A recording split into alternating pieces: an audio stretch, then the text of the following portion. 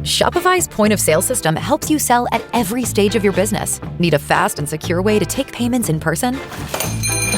We've got you covered. How about card readers you can rely on anywhere you sell? Thanks. Have a good one. Yep, that too. Want one place to manage all your online and in-person sales? That's kind of our thing. Wherever you sell, businesses that grow with Shopify. Sign up for your $1 a month trial at shopify.com/listen. Shopify.com/listen.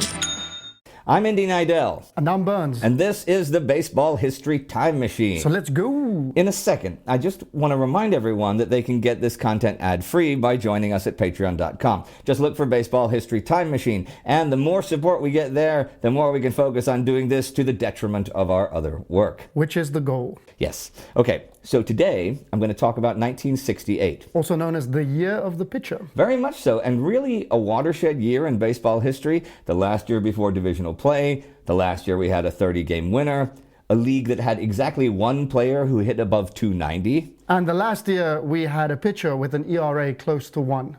And that is some feat. Well, a starting pitcher. We do get relievers down around there and even lower sometimes. Don Drysdale set the consecutive scoreless innings record in 1968 too, didn't he? He did, and we'll get to that. I have a lot to cover. And Denny McLain and Bob Gibson were unanimous Cy Young Award winners to boot. Yes, they were. And they were both MVPs too, although only one of them was a unanimous MVP. Which one? I will get to there too. Patience. Today, I really want to talk about only half of 1968. Only half? Yep, the first half. I want to focus there. Okay, what's the story with that then? Well, let me start by saying the stats for the season in general are pretty nuts. Pretty much the opposite of the greatest hitters year for the 20th century. Which was? 1930. What happened in 1930 then? Okay, sidetrack accepted. In 1930, the National League had a batting average of 303. The league as a whole? Yep. So if you hit exactly 300, you were a below average hitter in 1930. So every single hitter in the AL in 1968 would be below average in 1930 if they had the same batting average. Wow, that's really high. Like, what was the distribution like? Give me some numbers. The Reds and the Braves both hit 281 as teams in 1930, but the other 6 National League teams all had batting averages of over 300. And who had the highest amongst them? The Giants, who hit 319. 319 is pretty nuts. Did they win the pennant? No, actually, they only finished in 3rd place. The Phillies were even crazier. They hit 315 as a team and finished dead last. 40 games out of 1st place and with 102 losses. How is that even possible? Like, as a GM, you must be fuming. Well, the pitching, right? See, the league ERA was 4.97. But a big part of the reason it was so high was Philadelphia. 3 teams had ERAs above league average. The Reds a bit above at 5.08. The Pirates a third of a point above at 5.24, and they had a record of over 500 in spite of that. And the Philadelphia Phillies with a team ERA of a whopping 6.71. Geez, 6.71 as a team, is that like the worst record ever? It's the record for National League, American League, Federal League, American Association, Players League, and Union Association going all the way back to 1876. It's trickier with the Negro Leagues since they played shorter seasons with uneven numbers of games. So there are some teams that played like 60-game schedules who have higher team ERAs. But outside the Negro Leagues, it is the highest team ERA ever. But do you know whose record for worst team ERA the 1930 Phillies beat? I'm going to guess the 1899 Cleveland Spiders, since they are often regarded as the worst baseball team of all time. Well, you guessed wrong, my friend, because there is one team other than the 1930 Phillies who actually also had a worse ERA than the 1899 Cleveland Spiders. Unbelievable. It is true, though. The Spiders' ERA that year was only 6.37, which is only the 3rd worst team ERA of all time. I'll give you another guess. Now, think it through. Use logic. The team with the worst ERA ever after the 1930 Phillies is... The 1931 Phillies? No, the 1929 Phillies, but that was close, right? And their ERA was 6.38. So the 1929 and 1930 Phillies basically had the worst pitching ever. Talk about the Great Depression in terms of pitching. Well, okay, they did play in Baker's Bowl, which was a real hitter's park, and I'll talk about that in an episode about ballparks. Well, tell me about the 1930 Phillies then. Sure, but this episode is supposed to be about 1968. Let's do the Phillies first. I'm real curious about how bad this team actually was back then. Okay, their pitching staff, featured Phil Collins. You mean the Easy Glover? Oh man, that was bad. But yeah, I did actually do. Seriously, Phil Collins, the pitcher, was their ace that year, going 16-11, and with a better than league average ERA of 4.78. Yeah, that's a pretty bad ERA, even with a record of 16-11. It does go downhill from there. Their number 2 starter, Ray Benj, had a not awful record of 11-15, but a 5.70 ERA to go with it. But numbers 3 and 4, Les Sweetland and Claude Weeping Willie Willoughby, went 7-15 and 4-17 with 7.71 and 7.59 ERAs. Weeping Willie, I see why they were last place. The 1930 Phillies did score an average of just over 6 runs per game, but they gave up an average of 7.62. So lots of unearned runs then too, huh? Yep, 150 unearned runs exactly, which was also the most in the league. But if they scored 6 runs per game, their hitting must have been insane. You said 315 team batting average. Yeah, second to the Giants. What were some of the standout individual hitting numbers like then? Lefty O'Doul, who won the 1929 batting title at 398, hit 383 in 1930. Third baseman Pinky Whitney hit 342. The catcher hit 313. The utility guy hit 341. But the best hitter on the 1930 Phillies was Chuck Klein. So how did Chuck Klein do? In 1930, Chuck Klein, who played in a league-leading 156 games in a 154-game season, since the Phillies had 2 extra inning games against the Cubs that were tied when it got dark. Playing every single game, Chuck Klein had a mammoth year. He hit for a 386 average with 250 hits, 40 homers, and 170 RBI, and a 687 slugging percentage. And do you know which of those he led the league in? Well, since you ask it like that, I'm going to say none. Yep, none of them. That is how much of a hitter's year 1930 was. Bill Terry hit 401, the last time a National Leaguer hit 400, and tied the National League record with 254 hits, which O'Doul actually set in 1929. And Brooklyn's Babe Herman hit 393. So Klein only finished third in the batting race at 386. As for homers, RBI, and slugging, well, Chicago's Hack Wilson easily topped the competition, setting the National League record of 56 home runs and setting the Major League record with 191 RBI, which we used to think was 190, but it's actually 191, which is still very much the record today.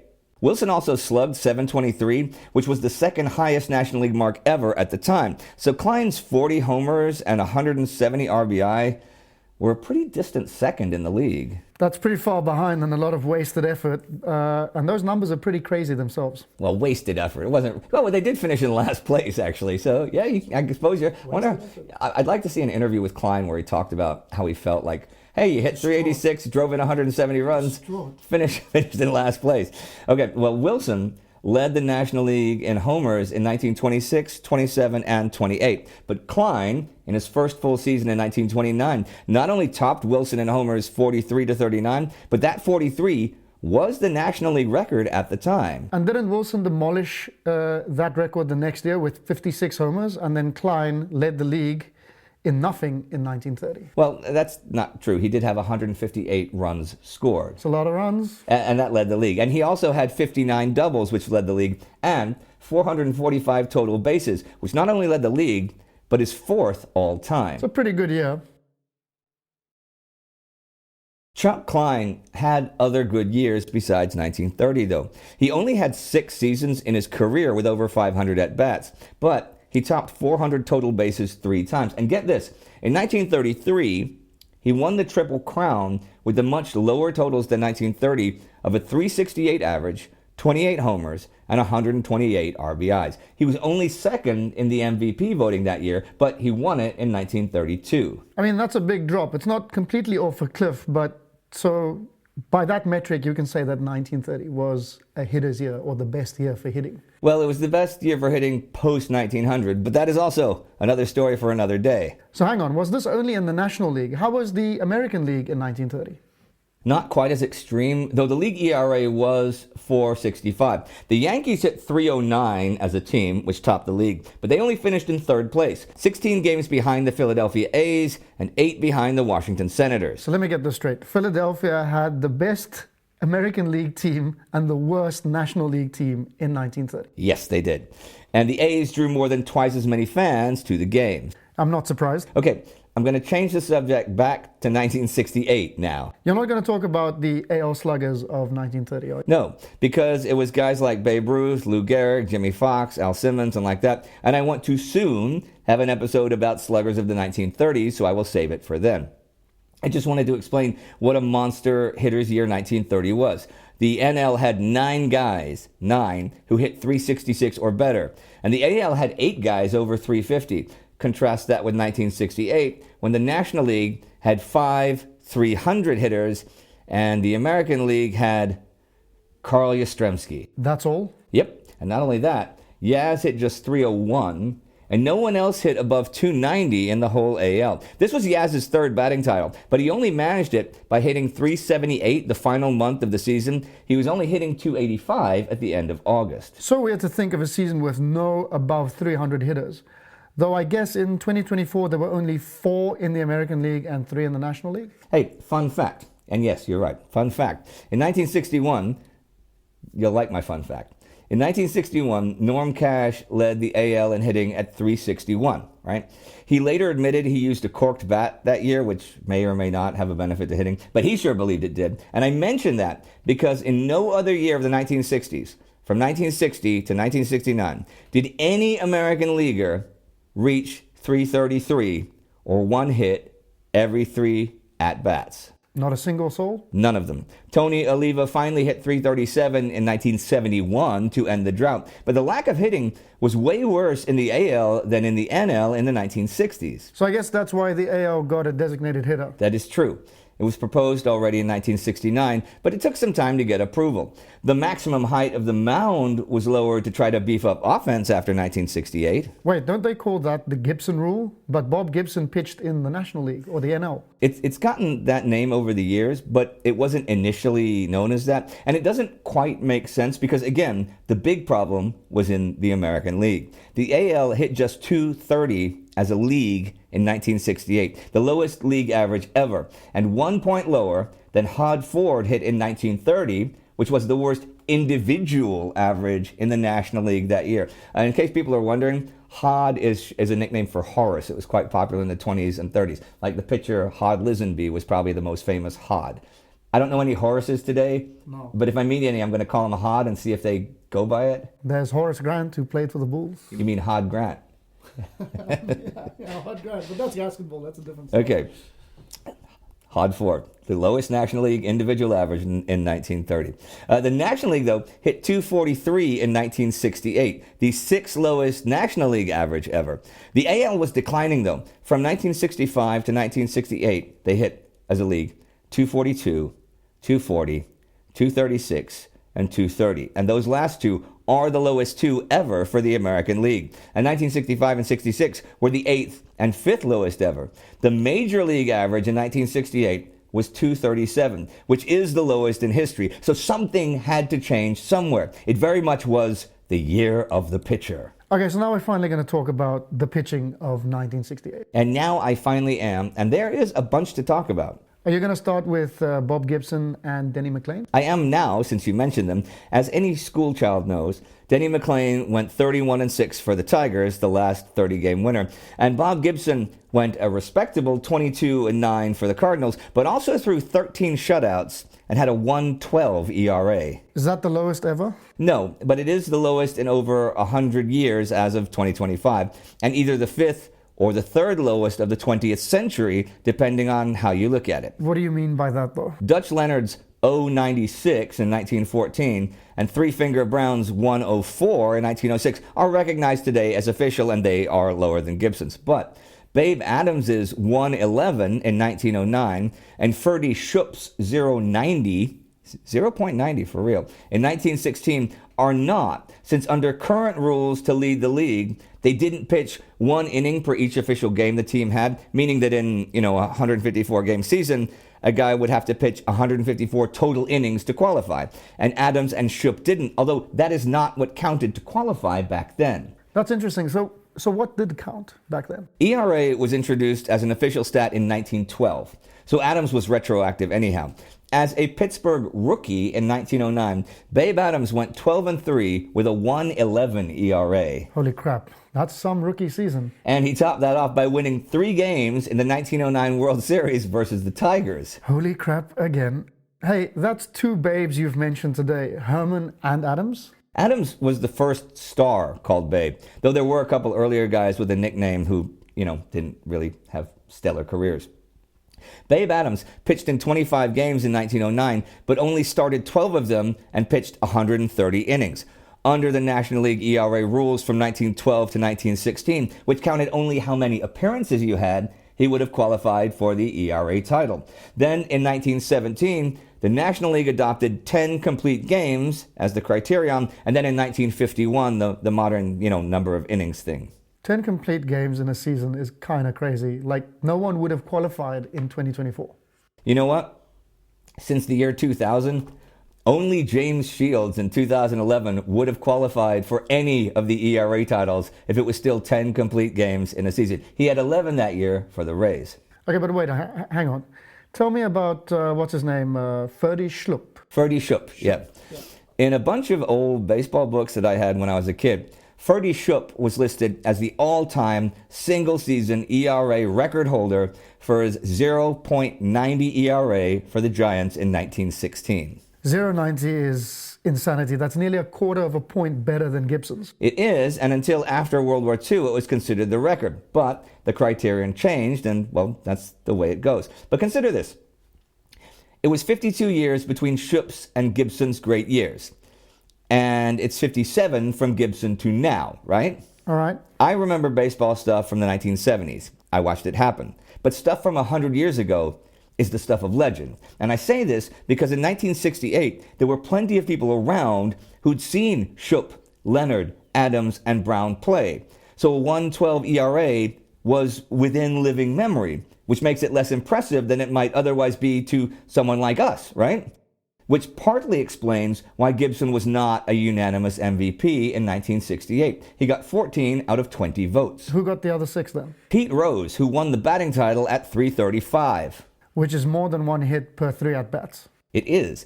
The National League had a bunch of guys in the 1960s who had more than 1 hit every 3 at-bats, or seasons with that. Roberto Clemente, Cleon Jones, Tony Gonzalez, Rusty Staub, Kurt Flood, Matty Alou, Tommy Davis, Frank Robinson, Veda Pinson. And 0 in the AL that whole decade except for Norm Cash. And his corked bat.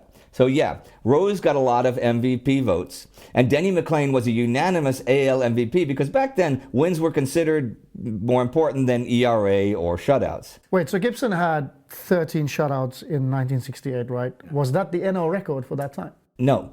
Grover Alexander, whose friends call him Dode, if you remember from last week, had 16 shutouts in 1916. And he did it for the Phillies, pitching in that hitter-friendly Baker Bowl, which again was within living memory. Right. Alex also had 12 in 1915, so he had 28 shutouts over 2 straight seasons. And Sandy Koufax and Dean Chance had just had 11 each in 1963 and 1964. It wasn't really until the 1980s when Gibson's ERA and shutouts total began to be more impressive to everyone than Denny McLain's wins. Which is still pretty impressive. It is, and there was a huge media hoopla when he was going for number 30, with Dizzy Dean, the last 30-game winner before that in 1934, on hand to congratulate Denny McLain. And then, of course, Gibson and McLain had the big face-off in the World Series, which I will talk about another time soon when I talk about great World Series pitchers. So Gibson and McLain defined the year of the pitcher then. But they didn't, and that's what I want to get to here. It's not just them, or even a league average ERA of below 3. In the National League, there were 185 shutouts in 1,626 games. That's 11.3% of the games somebody was shut out. And I'll tell you this, there were so many good pitchers that neither Bob Gibson nor Denny McLain started the All-Star game. Nah, you're gonna have to explain. I'm going to give you some stats without names, right? Okay. These are some pitcher stats at the start of July 1968. One guy was 13-5 with a 1.11 ERA and 7 shutouts. One guy was 10-4 with a 121 ERA and 7 shutouts.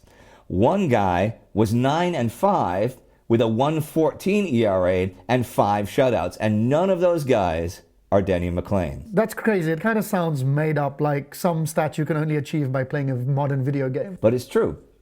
The first 2 of those guys, who have slightly better numbers than number 3, were Luis Tiant and Don Drysdale. And they were the starters of the All-Star game. Drysdale, as we know, threw 6 straight shutouts and 58 straight scoreless innings. 58 and 2/3. Sorry, 58 and 2/3. Tiant actually threw 4 straight shutouts early in the season, and Drysdale's streak was in May and early June. So hang on. So Gibson only had 5 shutouts at the beginning of July and ended the season with 13 shutouts. Yeah, he finished June with 5 shutouts in a row, his first ones of the season, to lower his ERA from 166 to 114, and then in July threw 3 more shutouts and 3 one-run games. His June streak was 47.2 scoreless innings before he let in a run with a wild pitch, and then he threw 19 more scoreless innings before the Astros scored once off him, and then 21 more scoreless innings. That's stuff of legends. I mean, that run is so insane. Even after he gave up the odd run here and there, to go a bunch of innings scoreless again, like 2 consecutive times afterwards. It's only 2 odd runs in all that time. Thing is, in 1968, Bob Gibson was clearly the best pitcher in baseball the second half of the season, but not really the first, and people forget that. Tiant had 4 more wins, 2 more shutouts, and a lower ERA at the end of June than Gibson did. Tiant and Drysdale couldn't keep it up after the start of July, though. Tiant did end up 21-9 for the season, and he led the AL with a 1.60 ERA, which is actually still the best American League ERA the last 100 years. Drysdale went just 4-8 the rest of the season to go 14-12 and had a 2.15 ERA when it ended. So McLain had what as an ERA? McLain was 16-2 with a 2.09 ERA at the All-Star break and finished 31-6, 196. I should point out that the All-Star game was won 1-0 by the National League, who got only 5 hits, and the AL got only 3.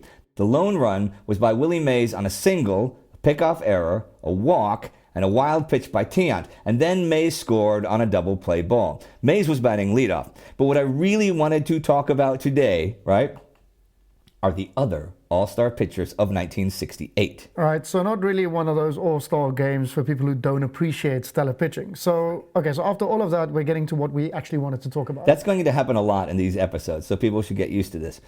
I want to show how they were in the first half compared to the second half, because other than Bob Gibson, it was really the first half of 1968 that was the year of the pitcher. All right, let's get into this. Shoot. The National League All-Stars also had Steve Carlton, who had 4 shutouts by the break, though a relatively high 2.67 ERA. But a month earlier, it was 2 even.